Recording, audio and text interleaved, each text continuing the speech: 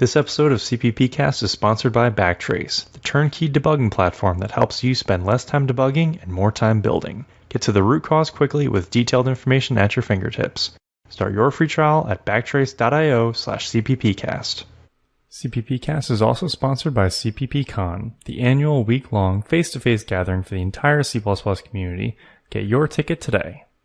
Episode 114 of CppCast with guest Simon Brand, recorded August 16th, 2017.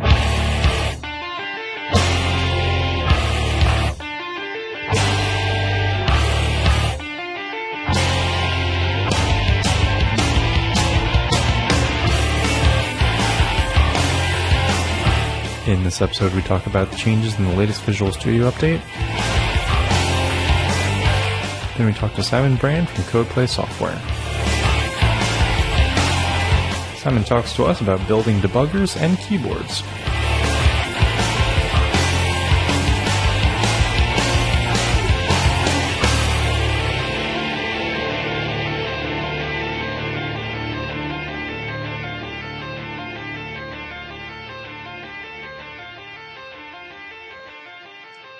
Welcome to episode 114 of CppCast, the only podcast for C++ developers by C++ developers. I'm your host, Rob Irving, joined by my co-host, Jason Turner. Jason, how you doing today? I'm doing all right, Rob. I guess technically things went all right last week after we said that there might be some audio problems, so maybe we'll continue experimenting some more in future weeks. Yeah, I don't think I heard any complaints about the audio from last week. Good. Yeah, you tried out the web Skype client on Linux and found it to be pretty adequate. Yes, I would say for people who are on Linux, if you're interested in using Skype, the web.skype.com is definitely the best option over trying to get some official download to work or something. Yeah, the Linux desktop client is just really, really far out of date, right? Yeah, apparently, but we had no problems with multiple video Skype calls and file sharing and all kinds of things using the web client last week. Awesome. Well, at the top of every episode, I'd like to read a piece of feedback. This week, we got a tweet from TJ Chip, and he's actually just sending us a link to a paper that he thinks we might be interested in talking about. And he asks, is there much interest in adding a standard database access library as proposed in this link? And I'll put the link in the show notes, of course. And this is paper N3886, a proposal to add a database access layer to the standard library.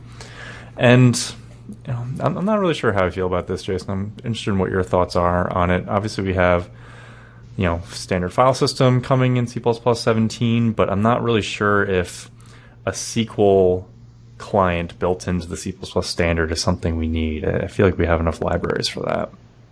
Yeah, I mean, all of the Java and C#, I guess, have standard ways of doing these things. It would be pretty low on my list, although I could see maybe perhaps a generic kind of way, just like a data access layer of some sort, and then it would be up to implementations as to what backends, if any, they supported. But I don't know. I haven't spent a lot of time thinking about it. Yeah, to give you a little snippet, it says this document describes an easy-to-use database abstraction layer for C++. It describes a set of classes which can be used to access an arbitrary SQL-based relational database system. So it's calling itself, database abstraction, but it is saying it's specifically for SQL. Right. SQL-based systems. Yeah. Yeah. It's interesting to see what other people think about it, but my initial thoughts are just that it would be kind of lower on the priority list. There's plenty of other things C++ needs first, I would think. I would agree, yes. Yeah. Well, we'd love to hear your thoughts about the show as well. You can always reach out to us on Facebook, Twitter, or email us at feedback@cppcast.com, and don't forget to leave us a review on iTunes. Joining us today is Simon Brand. Simon is a GPGPU toolchain developer at Codeplay Software in Edinburgh. He turns into a metaprogramming fiend every full moon when he can be found bringing compilers to their knees with template errors and debating undefined behavior on the C++ Slack channel. He co-organises the Edinburgh C++ user group and contributes to various programming standards bodies. Outside of programming, he enjoys experimental films, homebrewing, and board games. Simon, welcome to the show. Hi, thanks very much for having me. So let's talk about this metaprogramming fiend that you turn into every full moon. Yeah, so I got interested in metaprogramming quite soon after I got into C++. I guess I learned most of my knowledge on metaprogramming by going on Stack Overflow, answering questions incorrectly, and having people tell me why I was an idiot, essentially. Well, I've never heard of that method of educating yourself. That sounds pretty... It's pretty surprisingly recommended, actually. Worked pretty well. It seems kind of intense. Have to have a thick skin for that, I guess. Yeah. The metaprogramming has always been an interest of mine. I love the idea of the kinds of abstractions you can build with it, and the power it can give you for building higher level abstractions to map down onto more efficient code in the low level, which is what I've been doing a lot with my mechanical keyboard framework, which maybe we can talk about a little bit later. Yeah, we'll definitely talk about that later, but do you use these advanced metaprogramming techniques in your day-to-day job as a GPGPU tools developer? Bits and pieces. They come up from time to time if we're trying to build reusable components that we can use across some of our different toolchain elements. So we have our own kind of internal libraries, which we try and make sure they're unit tested and high quality and reusable, so we have to use a lot of templates for that. And then particularly the SYCL standard, which we work on a lot, is very heavily templated C++. I'm not familiar with that, I don't believe. What is that? So SYCL is a high-level single-source C++ programming model for heterogeneous systems and parallelism. So if you're familiar with OpenCL, it's kind of a higher level than OpenCL, so similar to CUDA, but it's all built using completely standard C++. Interesting. And it supports, I guess, OpenCL or whatever GPU hardware on the back end? Yeah, so the idea is it's mostly commonly associated with OpenCL, but you could have other backends, so things like HSA or maybe Vulkan Compute, things like that. Okay, interesting. That's the technology we're working with a lot, and using it to port things like TensorFlow over to OpenCL, because it's sort of a much nicer programming model to work with rather than OpenCL, which is quite verbose at times, shall we say. I have not actually done any GPU programming at all myself. And maybe, again, this is something we could talk about a little bit later, but do you have any recommendations for someone who wants to get started in GPU programming? I think having a look at some of the tutorials on the AMD website, if you're looking for OpenCL or the CUDA website, on their various CUDA tutorials. I also did a introduction to SYCL blog post on my blog, so that's a good one to look at. It's meant for the C++ programmer rather than the GPU programmer, so maybe that's even a good resource to get started with. Okay. And what is your website again? blog.tartanllama.xyz. Okay. You'll have to include a link to the SYCL blog post for anyone who's interested in learning a little bit more about that. Yeah. So Simon, we got a couple news articles to discuss. Feel free to comment on any of these, and then we'll start talking more about your keyboard and your interest in debuggers and everything else you got going on, okay? Yeah, sure. Okay, so this first one is actually a post on the C++ London user group's message board on meetup.com. And they're trying something new where they're going to be putting together what they call C++ London University. And the basic idea is that they recognize that the average user group attendee is already pretty experienced in the language, but they occasionally get people coming in who maybe are still students, or they're just programmers who are more familiar with other languages and they want to learn a little bit more about C++. And they're trying to put something together to target those types of attendees who want to just learn more about C++ from more of a beginner level. And their idea is to put together this kind of like coding dojo type thing where newer programmers could be paired with more experienced members of the community. It sounds like a pretty good idea, and I was wondering what your thoughts were on this, Simon, as a organizer in the Edinburgh user group. Yeah, I think this is something which is really valuable. We've talked about it briefly quite recently, and for our meetup as well, having something which is more aimed at beginners, because we'll have a time at the start of our meetups where we say, oh, so what's everyone interested in? Why are you here? And a lot of people say, oh, I'm a student or I'm just learning C++ and I want to kind of get more of a feel for the language. And we say, great, you're very welcome here. And then we have 2 talks on crazy metaprogramming tricks and have no idea what's going on. Right. So I think something like this is really valuable, and they have some great teachers and speakers in the C++ London group. So I think it's a really good idea, and I hope it goes really well. Maybe we can steal it for our Edinburgh group. Yeah, let them prove it for you first. Yeah. It is true that the C++ London community as well, I mean, lots of friends of the podcast anyhow, shall we say. There's lots of people who we know there. Yeah, definitely. Okay, next one is from the Visual C++ blog, and this post is C++ 17 features and STL fixes in VS 2017 15.3. And this article is authored by STL. And one thing I noticed immediately when breezing through the article is a numerous meow and kitten references, which I don't think I would have noticed without talking to STL during our interview a couple months ago. But now they really jump out at you. Yeah, I didn't even actually realize that STL was the author, although I think I probably assumed that he was. But as soon as I saw the first meow, I'm like, yep, definitely STL.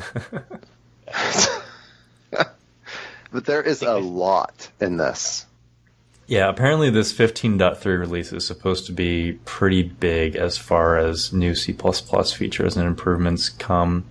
And this is just one of, they'll kind of do like a blog post dump right before a release. And this one came out 5 days ago. And then there were 4 more posts 3 days ago, I think, about the new features in Visual Studio for C++ developers. So definitely encourage everyone to go and check those out. I actually just upgraded to 15.3. I started a few minutes before we got on the air, and it just finished up. Well, and also we didn't mention that GCC 7.2 was just released a couple of days also ago with something like 90 bug fixes in it. Oh, wow.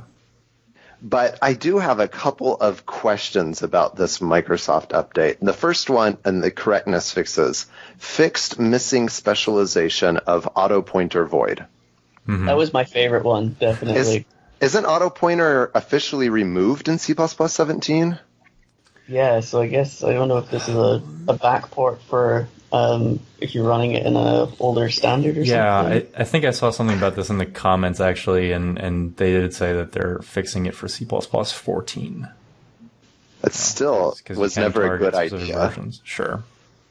Yeah, and that's true, I guess, in the most recent versions of MSVC, you can actually choose which standard you want, finally. Yeah. Yeah, it made me laugh. Okay, and then this last article is from Meeting C++, and I think we talked just a few weeks ago about this idea that Jens Veller started with C++ reviews for libraries that don't necessarily want to get involved with something big and kind of complicated like Boost, but they want to get some feedback on their libraries, and he put together this new subreddit called CPP Review, and if you are interested, you can now go and submit a comment after looking at these 2 first libraries that are for review, Bulk and Dynamics. And I checked the subreddit, and both of the posts do have a couple comments with people giving feedback. I think Dynamics was getting a bunch of good feedback and people saying that they accept the proposal.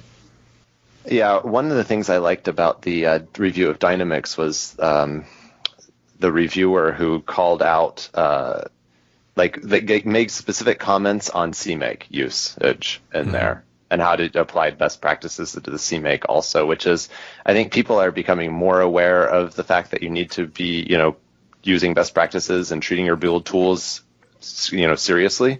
But I thought it was good to see someone reviewing the CMake file also. Yeah. Yeah, I know one thing Gore brought up when we had him on and we mentioned this was he was a little concerned that maybe there wouldn't be people willing to, spend some time reviewing these libraries. But it seems like, at least initially, that it is getting some attention and some interest in doing it. So that's good. Yeah. Yeah, I think my only Go ahead. real concern looking at the first reviews is that they need to have some kind of shared idea of how much time should be spent on reviews or the kind of amount of feedback they should have, because you look at them and I think, at least when I looked at it, one of the reviews was this long, really great list of points of pros and cons and constructive feedback, and it was obvious that the author had spent a lot of time looking at the library and constructing his feedback. And then there was another review which was just, yes, it's good, except. Right. And Jens said in his original post that he wanted this to be that you have a badge to place on your library or something saying, oh, this is verified by the C++ review community. And I think if that is to hold any weight, then there needs to be a good idea of quality in the reviews. Otherwise, it's just a badge which anyone could achieve if they appease enough people on the Reddit. Right. Yeah, from that standpoint, it doesn't seem quite as rigorous as the boost review process, I guess, which we've talked about a lot lately. Yeah. But it has a different goals, sure. too. Yeah. And we're actually going to have Jens on, I think, next week, so we'll definitely be talking more about this, I'm sure. Oh, great. Okay. So speaking of Meeting C++, you're going to be speaking there in a few months, right, Simon? Do you want to tell us a little bit about what you have planned for your talk there? Yeah, sure. So I'm going to be speaking on how C++ debuggers work. So it's quite a large topic, especially this will be my first talk at a major conference like this. So I definitely started small. But my main idea for it was, so I got into debuggers in my first job, which is at Codeplay. My first project was maintaining a compiler and debugger for OpenCL. And the first thing I thought was, well, I know nothing about debuggers, so I'll go and research them. Surely there should be some great resources on how debuggers work. And turns out there aren't. There are a handful of posts. Eli Benderska, I don't know if I pronounce his name, but he has a series of 3 blog posts about debuggers, which is quite excellent. But they don't actually show you, here's how all of these different pieces work and fit together, and here's how you would actually write a debugger and things like that. So I ended up just reading the sources for LLDB and learning that way. And now, 4 years later, I'm now in a position where I actually do know quite a lot about debuggers. And so I was talking with some of my colleagues and saying, oh yeah, there's still not any great resources on debuggers there. Actually, I should make some. So this Meeting C++ talk is part of that. And then I also have a 10-part blog post series on writing a debugger for Linux. So it goes out all the way from starting the process to setting breakpoints on addresses to setting breakpoints on source lines and function names and reading variables, and then goes off on some advanced things that you might want to add yourself, like threading support or shared library loading and things like that. So I tried to cover all of the major topics that people would want to know about debuggers, and then this talk at Meeting C++ is hopefully going to be a kind of video which I could send to people or as a good kind of resource for the company as well. If we get a new debugger project and we need people and they don't know about debuggers, we can say, well, watch this talk, and that can be a good starting point. So that was the kind of aim for it. So there's a handful. I mean, there's at least GDB and LLDB, and I know a couple other lesser-known debuggers that are open source. Kind of curious why you decided to start by reading the source to LLDB specifically. Yeah, so that's a lot because all of the tool chains which we work on at Codeplay are LLVM based. So the debugger projects that we do are built on top of LLDB. So it made sense to read the sources in order to understand debuggers and also LLDB, because I would have to work on it. But LLDB is also it's quite nicely architected for the most part, and has a fair amount of explanation, some of the header files and things like that. So it was a good enough base to just kind of get stuck in and start understanding things. And you mentioned it was a 10-part article you ended up writing. That's a pretty big commitment.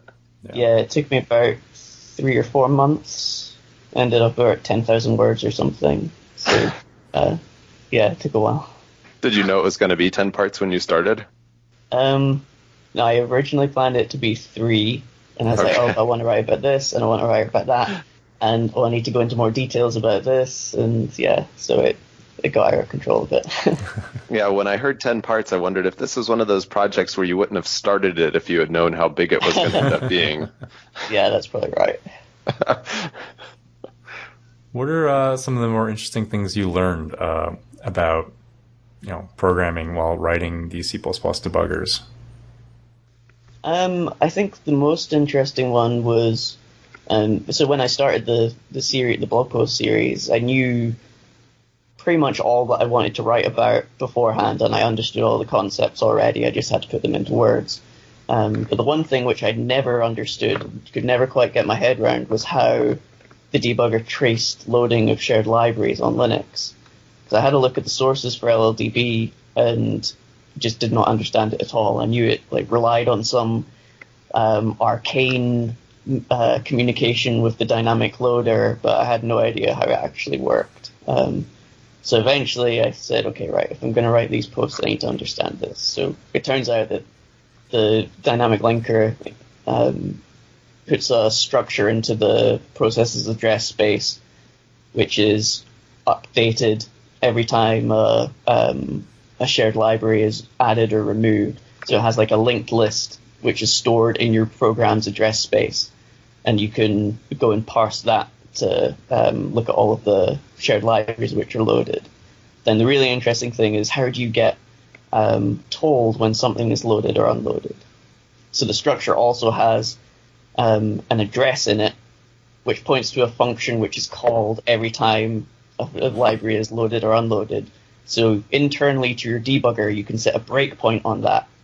And when you hit that breakpoint, you know that there's been a change, and you can read the linked list and update your internal data structures. So that was kind of a really fascinating point for me to finally understand. And when it clicked, I was like, okay, I know how to implement this now, and I could build a little proof of concept and things like that. So that felt good when I finally got it. So to make sure I understand that linked list is in every Linux process, regardless of whether or not it's being debugged. Yes, I think anything which is linked against any dynamic libraries, right? Maybe even not. I'm not sure if it would eliminate it. It's essentially the underscore dynamic section of the ELF file is loaded into the process. So anything which has that on Linux will have this structure. And then the debugger just takes advantage of that fact. Yep. Cool. So how excuse me, how has working on this debugger changed the way that you program in C++? I don't think it's so much changed how I program, but it's certainly helped me understand and use the tools more effectively, particularly when there's a problem. So actually, shortly after I was looking into this dynamic loader thing, I was doing some remote debugging with GDB, and I got this error message. It said, oh, error, cannot find the dynamic linker function to set a breakpoint on it. It's like, I know what this means now. So I wasn't just frantically Googling for something which I didn't understand. I actually had some context to base it off of, and I knew what the debugger was trying to do, and I knew why it was failing, and I could then go and make the necessary changes to make it work. Whereas if I didn't know, I would just be like, Google error message, and it would probably give me the same thing, but it's not really a satisfactory result. Yeah, and I don't know about your experience, but to me it seems like that kind of error is the kind of thing that you would find 3 people who had the same problem 10 years ago and they never posted the solution. Oh, never mind, I fixed it. Right. No. After learning all this info you have now about debuggers, did you make any contributions to either LLDB or GDB or anything like that? I haven't yet. I would like to do some work on LLDB, which can actually be upstreamed. Most of my work on it has either been on confidential projects or I did some work on it as a prototype to debug HSA systems, which is another heterogeneous programming standard. But it was very much a prototype and wasn't able to get upstreamed. I think I would like to work some more on the threading model of LLDB. There are a few things which GDB has, which LLDB doesn't, or at least has a better support for. Non-stop mode is one of them. So when you can have some threads, one thread stopped while the others are all running.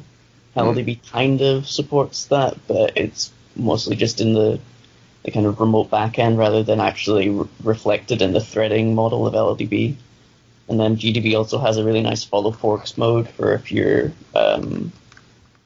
forking off some child processes and you want to decide, actually now I want to debug the child rather than the parent.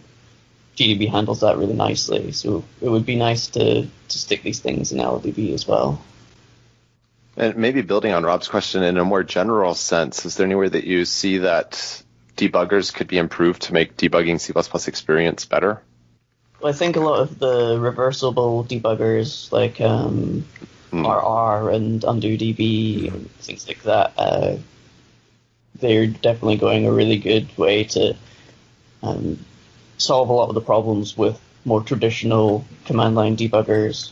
I think that a lot of the problems going forward as we move to more heterogeneous systems will be having debuggers which can handle like multiple architectures on the same system. I've spent a lot of time on standards calls talking about this, and I do think that the best place to build that in is at the operating system level. But getting those are some big changes, and getting those into like the Linux kernel and things like that would be difficult. So I think that's an interesting path which more research needs to be put into. Good. I wanted to interrupt this discussion for just a moment to bring you a word from our sponsors. BackTrace is a debugging platform that improves software quality, reliability, and support by bringing deep introspection and automation throughout the software error lifecycle. Spend less time debugging and reduce your mean time to resolution by using the first and only platform to combine symbolic debugging, error aggregation, and state analysis. At the time of error, BackTrace jumps into action, capturing detailed dumps of application and environmental state. BackTrace then performs automated analysis on process memory and executable code to classify errors and highlight important signals such as heap corruption, malware, and much more. This data is aggregated and archived in a centralized object store, providing your team a single system to investigate errors across your environments. Join industry leaders like Fastly, Message Systems, and AppNexus that use BackTrace to modernize their debugging infrastructure. It's free to try, minutes to set up, fully featured with no commitment necessary. Check them out at backtrace.io/CppCast. Do you want to tell us a little bit about the custom keyboard you worked on? Yeah, sure. So there are actually two of them now. I started a new one because I'm right down that rabbit hole. So the first one that I did was a small kind of 40% keyboard, so it didn't have your function key row or your number row, and it didn't have a numpad, and it had like maybe a column shaved off or something. So it's very small because I wanted something portable which could be taken to conferences and things like that. So I had to design it right from scratch. So there's a great site online where you can visually design your keyboard layout, and then it will generate you a CAD drawing, which you can send to like custom laser cut shops and things like that. So I did that, and I got CAD drawings for these plates and got aluminium plates cut at some place down in Cornwall. And then they sent the plates up, and I got switches from the States, and then just hand-wired the entire thing. So it's using a TNC2, which runs a AVR chip. So every column and every row is just soldered together and then soldered to the microcontroller, and it has diodes everywhere to prevent like you pressing some keys and other ones showing up. That was a really cool project. My one problem when I did the kind of first pass of it, and I got everything working, and I got the basic firmware done using this TMK framework, was I was very annoyed that the framework was all C and all macros everywhere. So I spent a lot of time debugging my keyboard, which was debugging these things is horrible at the worst of the best of times. There's an entire column on my keyboard which wasn't working. And it took me ages to work out. I just missed a comma somewhere and a macro was screwing up. Oh my. This was all in C++ with templates. This would be so much better. It's like, maybe I could build something which is better with C++. So I spent a few weeks writing firmware for it in C++ 17. So it's all, you give it a kind of high-level description of your keyboard. So you say, which pins on the microcontroller your columns and your rows are soldered to, and you tell it which parts of the matrix have keys soldered to them and which ones don't, because keyboards usually aren't just like a straight matrix. So they're staggered and have keys missing in different rows and columns and things like that. And then you have to tell it what your key maps are. So you do that at a really high level with just enums and variadic templates. And then the library generates all of the code to actually run the firmware. And because it's all done at compile time and with templates, it's actually got a lot of room for optimizations. So as I noted, some keys won't actually be present in your matrix. In most C firmwares, they would loop over all of the keys in your keyboard and say, okay, well, do I need to test this key? Yes or no? Do I need to test this key? Yes or no? Do I need to test this key? Yes or no? And they'll do this every single time. Whereas they're always making the same decision. It's just they're making that decision at runtime. Whereas with my C++ firmware, at compile time, I can say, do I need to test this key ever? And if I don't, then it's never ever tested, and it doesn't get into the final code. So you can actually... We should take a quick step back. So each key on a keyboard is not individually addressable. You've got rows and columns, you're saying. And so how are you actually testing to see if a key has been pressed? So you test the keys being pressed by... this is simplified, but essentially every key makes its own circuit with the microcontroller. Okay. So if you send power down some row and then test to see if you get any current at the relevant column for the key you're trying to read, if you get current and the key is pressed, because that closes the circuit, and if you don't get any current and the key is not pressed because the circuit's still the switches are just closing the circuit or opening the circuit. Okay. And so you just do that for every single combination of row and column. Okay. So you were saying with your firmware, you are able to, at compile time, optimize away testing for spaces that you know are impossible to ever happen. Yeah, exactly. Were you able to show any, empirically, how more efficient your version is than the C version or anything like that? I haven't. It's something that I would like to do. Some of the problem with this application of mechanical keyboards is if the user doesn't notice it, then it doesn't really make a difference. I mean, you can say, I can do so many different loops of reading my keyboard or in such and such a time. But if it doesn't make a difference to the user, then it's not really making a difference. But I still thought it was an interesting approach of just a high-level template description and trying to get as optimal code as possible. I think for the mechanical keyboards, it's more usability of the API, which is the good thing to come out of it. But I think there would be a lot of other applications where you could have kind of template-based embedded domain-specific languages, which you can use to very aggressively optimize the final code. So the AVR that you're using for your controller, that's an 8-bit CPU, right? I literally do not know. Okay. But it's a very tiny platform regardless. Yeah. And no problem, modern C++ compiler with it. Yeah, I mean, I don't...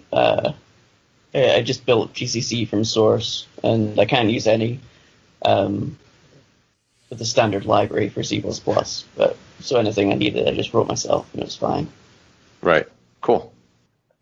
So you said you built the first keyboard as a kind of really small portable one that you could bring with conferences. What's the second keyboard you're working on? So the second one is a split hand, which means that this essentially looks like two keyboards, one for each hand, and they're connected by an audio cable. So split hands, and each hand is kind of a pooled ergonomic design. So if you've ever seen the Kinesis Advantage, I haven't. I think I know what you're talking about, though. Yeah, it's quite a popular, well, relatively popular mechanical ergonomic keyboard. This is kind of like the Kinesis Advantage, but instead of one unit, it's one unit for each hand. So it's a lot smaller, takes up a lot less desk space, and I can choose all the switches myself and things like that. But it turns out because the keys are in a kind of pool rather than just flat on your desk, it's really difficult to hand wire, especially if you have terrible soldering skills like I do. You said you ordered your key switches from the US. Are you able to get like high quality keys?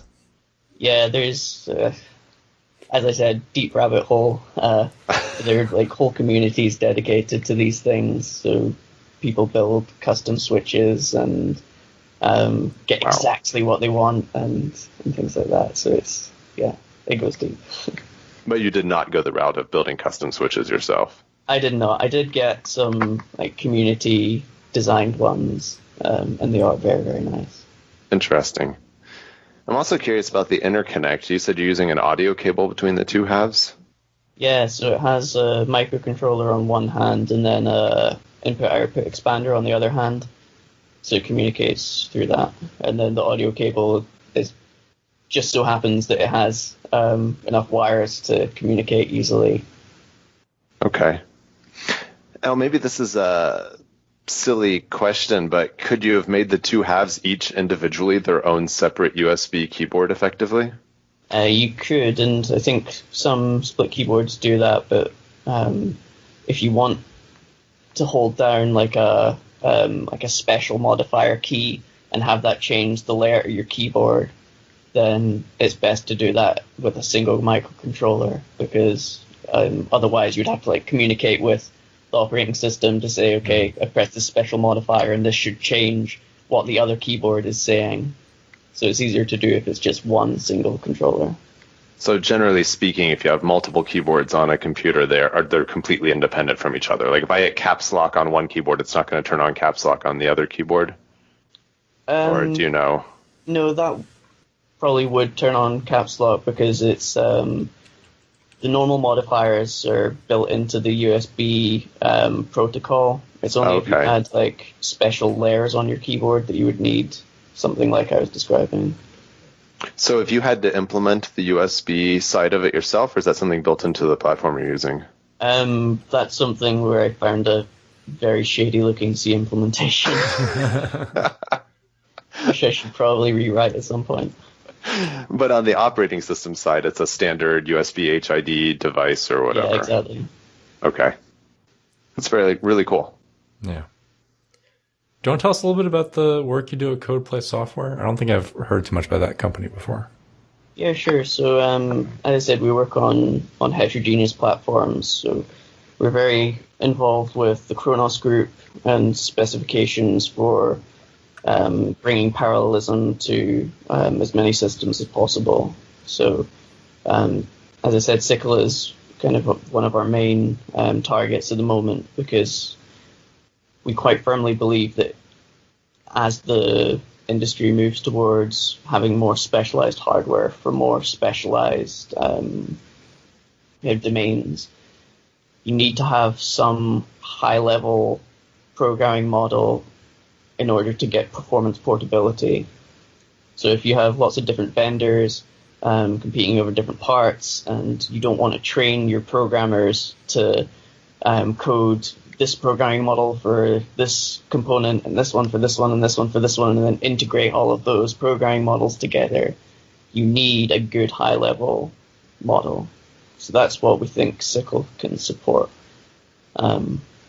As it's a single source programming model, so that means that rather than something like OpenCL, where you have your host code, which like spins up your device and tells it what the arguments to your kernel are and allocates memory and things like that. And then you have your device code, which is the actual code you want to run on your GPU and things like that. And those are written in two different languages and source files. So OpenCL has its own C dialect with its own set of built-ins and things like that. But that's not a very nice programming model to work with, because you have to explicitly deal with the compilation of the separate language and things like that.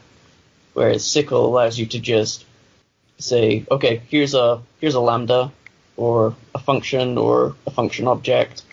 I want to run this on the GPU. Here's how I want to run it. Here's how the data should work, and you let the compiler and the runtime figure it all out for you. So it's a little bit different from CUDA as well. In the CUDA, you have to explicitly say, okay, this function is a device function. I want to run this on device. Please compiler, compile this for the device. Whereas on Sickle, you can say, here's a normal C++ function, and it calls some other C++ functions. And it's up to the implementation to work out every single function which you want to call on the device, and all the functions which are called by those, and then compile them separately. So it essentially requires multiple compilers for the same program, but all of the compiling for different devices is just handled for you magically. Wow. But you can use modern C++ stuff with it? Yeah, so it's all C++ 14 and 17, and so for example, there's an implementation of the parallel SDL using Sickle. Okay. So is Sickle an open source project? So it's an open standard developed by the Khronos group. Okay. And so Codeplay are very heavy contributors to the Sickle standard, as well as OpenCL. So what operating systems does it support? So the Sickle itself is just a standard, so it's like agnostic to platform. The implementation which Codeplay have is currently only running on Linux. Okay. Sounds very interesting. Do you maybe have any advice about running meetups? I know you've been running the Edinburgh C++ user group. Do you have any advice for people who might want to start their own user group? Yeah, I think a lot of the considerations are the same as for any community physical meetup which you want to run. You need to have a venue which actually supports the number of people you want and the kind of talks you want to give. Probably good to get some sponsorship, especially because sponsors will often give you help you find a venue or host it themselves if they can. And then a lot of it is reaching out to speakers. We've had some difficulties getting speakers at some points, and then other meetups we're like, who wants to speak? And we get too many people and we have to choose. So it's good to, if you do have to choose, try and get a good diverse range of topics and of speakers, so that it's not just, as I said, like, here's a bunch of crazy metaprogramming talks. If you don't understand this, well, tough. But I think it's the thing which I've most appreciated about the meetup, which we've been running for, I guess, a couple of years now, maybe 1 year, a while now, is that we actually have built up a sense of community. So whereas at the start, we would have a meeting every few months, and you would see people, and maybe you kind of recognize them, and you would talk about something, and then you would go away and come back the next time and maybe talk to some other people. Now we were at a stage where people actually know each other, they know what each other work on, they can talk about problems that they've been encountering, get enthusiastic about C++. So I think the community aspect is really the most important, and that takes a lot of intentionality in how you format the meetup and in kind of the language that you use and in the facilities that you have available, and if you decide to go out somewhere after the meetup, things like that. So I think those are the most important considerations for me. So what would you say, specifically that we can do to try to build that kind of community in our meetings, besides going out for beer afterward? I think a lot of it is making sure that there's the space for the community to grow. So if you just come in and you have some food maybe, and then you have some talks, and then you go, then there's no space for a community to grow. You need to have a kind of intentional part of your meetups where you say, okay, have a chat, get to know each other. As a organizer, as a speaker, you can then go around this area and try and get conversations started, get people talking about what they're interested in, because a lot of people who come to our meetup, as soon as you get them talking about something they're interested in, that's it. You get great conversations for the rest of the meetup. It's all about making people comfortable enough to actually enter into that kind of feeling. Because if they're not comfortable, then they're not going to talk. Okay. Well, Simon, it's been great having you on the show today. You obviously have a lot going on. Where can people find you online and read more about the stuff you're up to? Yeah, so you can get in touch with me on Twitter.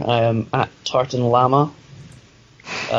My blog is blog.tartanllama.xyz, and you can the C++ Slack channel on probably most of the sub-channels which are there. So feel free to grab me if you want to ask any questions about debuggers or compilers or GPGPU or keyboards or just C++ in general. So those are probably the best places to get me.